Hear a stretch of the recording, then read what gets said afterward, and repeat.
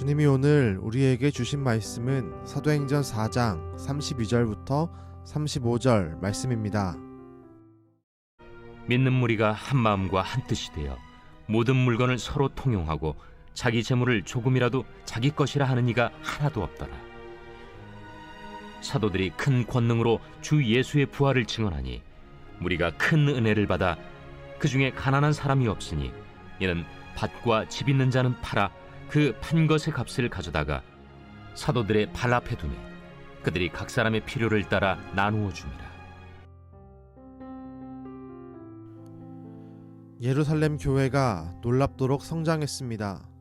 사도들이 성령 충만하여 증거하는 예수 그리스도의 복음이 능력으로 나타났습니다. 그로 인해 예루살렘 교회는 필연적으로 다양한 계층이 모이기 시작했습니다. 다양한 신분과 나이, 남녀노소가 모였습니다. 그리고 부자와 가난한 자도 함께 모여 즐겁게 예배하며 교제하는 아름다운 교회가 되었습니다. 이 아름다운 교회에서 더 놀라운 일이 펼쳐졌습니다. 온 성도들이 한 마음과 한 뜻으로 모든 물건을 공유해서 사용했습니다. 부자들은 땅과 집을 팔아 사도들의 발 앞에 두었습니다. 사도들은 그 물질이 필요한 자들에게 나누어 주었습니다. 물질을 공유하며 아름다운 나눔이 실천되었습니다. 물질을 공유하며 진정한 사랑의 실천이 시작되었습니다. 부자도 가난한 자를 향해 형제, 자매라고 불렀고 가난한 자도 부자를 향해 형제, 자매라고 불렀습니다. 세상이 보기에는 도저히 이해될 수 없는 일입니다. 그 일들이 온 교회 구성원들에게 일어났습니다.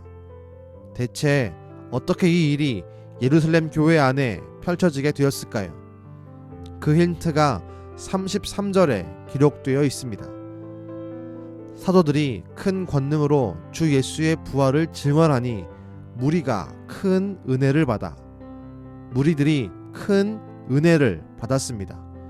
큰 은혜가 임하자 사람들에게 있었던 물질에 대한 집착이 사라지게 되었습니다.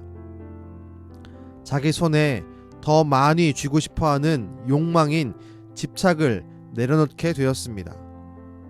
은혜가 임하면 물질에 대한 집착이 사라집니다.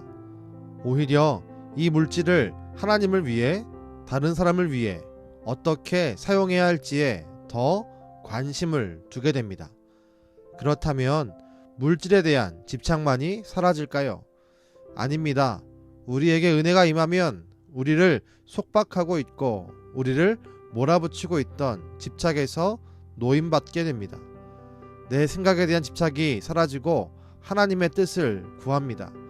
관계에 대한 집착이 사라지고 하나님께 집중하게 됩니다.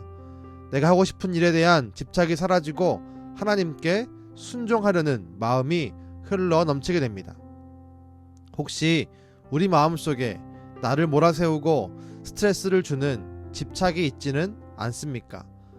더 많은 것을 얻어야 하고 더 많은 것을 쥐고 있어야 하고 더 많은 사람을 만나야 하고 더 많은 것을 내 뜻대로 하고 싶어하는 집착이 있다면 우린 내려놓기를 간구해야 합니다. 이 일은 쉽게 내려놓아지지 않습니다. 오늘 말씀처럼 큰 은혜를 받아야 이루어집니다. 예수의 이름으로 우리가 충만해지고 부활의 능력을 경험할 때 모든 집착에서 노임받는 자유함을 경험할 수 있습니다. 바라기는 우리 은강의 모든 가족이 큰 은혜를 구하고 받기를 바랍니다. 모든 집착에서 노임을 받아 나누고 사랑하고 순종하고 교제하는 초대교회 모습이 우리 교회 안에 이루어지기를 간절히 소망합니다. 기도하겠습니다. 주님, 초대교회에 임했던 이 놀라운 나눔의 사건을 우리가 말씀을 통해서 보았습니다.